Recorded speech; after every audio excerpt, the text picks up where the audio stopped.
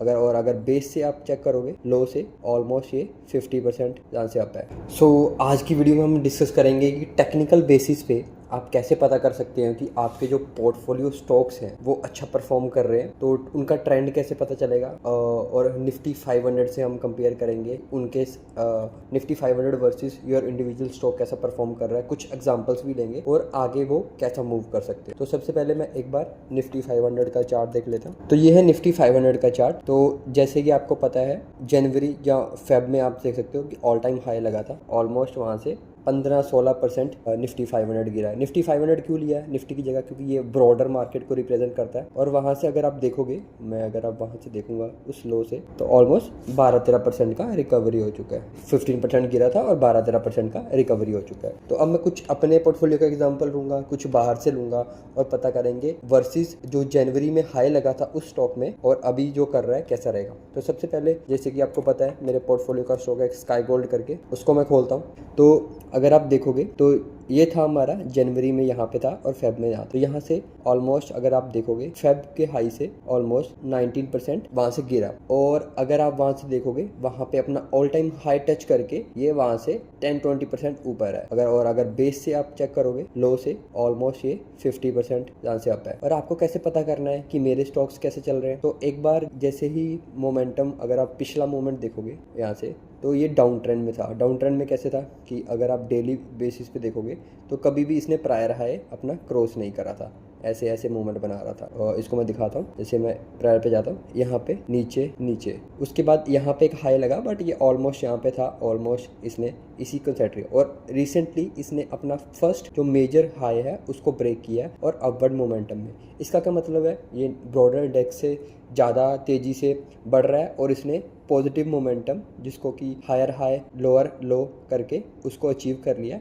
अब ये positive direction में चला गया। तो ये सिनेरियो यहाँ पे आपको रिपीट होता हुआ दिखेगा। उसके बाद डीसीबी बैंक, उसको मैं देख लेता हूँ। ये भी मैंने काफ़ी बार डिस्कस करा है, रिसेंटली भी मैंने रिजल्ट डिस्कस करे। और इस स्टॉक का क्या स्टेटस है अगर आप देखोगे, अपने ऑल टाइम जो जनवरी में हाई लगा था, जहाँ से करेक्शन आया था, वहाँ से ये नियर अबाउट 22% ब्रेक किया और ऑलमोस्ट सारा का सारा रिकवर कर लिया और वहाँ से डाउन। बट अगर आप देखोगे इसने अपने हायर हाई नहीं तोड़ा, तो इसको क्या बोलोगे? Near all time high. दो तरह का मूवमेंट हो सकता है अगर पॉजिटिव डायरेक्शन में जाना है, जहाँ तो वो हायर हाई बनाता जाए, और अगर ऐसा कर रहा है कि एक बार हाई बना दिया और वहाँ पे कंसोलिडेट कर रहा है और फिर ब्रेक करे, तो ये दो तरह का मूवमेंट बन सकता है अगर पॉजिटिव डायरेक्शन में उसको निकल। तो यहाँ all time 52 week high touch किया और वहाँ पे लगभग कंसोलिडेट करता हुआ दिख रहा है। तो निफ्टी 500 से इसका ज़्यादा अच्छा मोमेंटम। इसके बाद मैं बात करता हूँ एक जो रैंडम एशियन पेंट की, जो मेरे पोर्टफोलियो का ऑब्वियसली स्टॉक नहीं है बट निफ्टी 50 का है। जैसे बोलते हैं कि लार्ज कैप्स काफ़ी सेफ होते हैं और लार्ज कैप में काफ़ी लाइक कि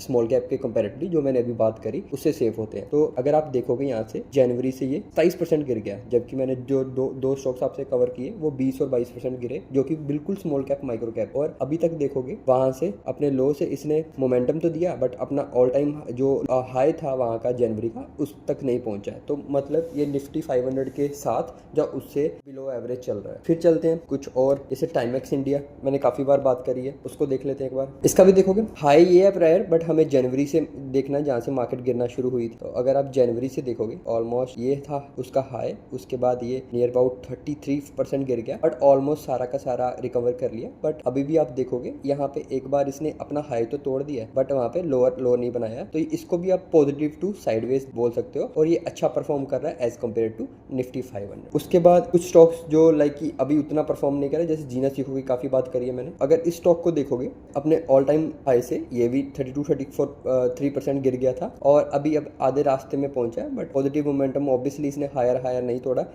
इसके बाद हायर हाई ये था बट उसको अभी तक ब्रेक नहीं करा। तो ये इस पैटर्न में है, अगर मैं दिखाऊं तो ये यहाँ से पुल बैक लेके एक यहीं पे अटका हुआ है। जब तक ये अपना प्रायर हाई क्रॉस नहीं कर देता तब तक इसको पॉजिटिव डायरेक्शन में हम नहीं मान सकते। तो ये इस स्टेज में है और यहाँ से ये नीचे भी जा सकता है, ऊपर भी जा सकता है, बट अभी तक साइडवेज मार्केट में है। और एक स्टॉक यथार्थ हॉस्पिटल, इसको अगर देखोगे काफी बार मैंने शेयर करा है स्टॉक। जनवरी फेब का जो लो था, जनवरी में यहाँ पे था, फेब में था, वहां से ये लगभग बस 16% ही गिरा। For the better understanding near about ये 16% ही गिरा। और अगर आप देखोगे इसने पॉजिटिव मोमेंटम जो कि पॉजिटिव ट्रेजेक्टरी है, अगर मैं आपको करके दिखाऊं, एक हायर बनाया था, उसके लोअर लो बनाया, एक लो, और ये फिर से इसको क्रॉस करके, आज ही इसने क्रॉस करा, तो ये अपवर्ड अपने लाइक कि पॉजिटिव मोमेंटम में जा रहा है, और पहले भी कभी नेगेटिव में नहीं था अनटिल अनलेस यहाँ पे इसका ब्रेकआउट हुआ था। उसके बाद इसने पॉजिटिव मोमेंटम पकड़ लिया और ये ऑलमोस्ट अपने ऑल टाइम हाई तक जल्दी आएगा। तो ये स्टॉक भी निफ्टी 500 को, जो कि अपने ऑल टाइम जो जनवरी में हाई लगा था उसको करके निकल चुका है।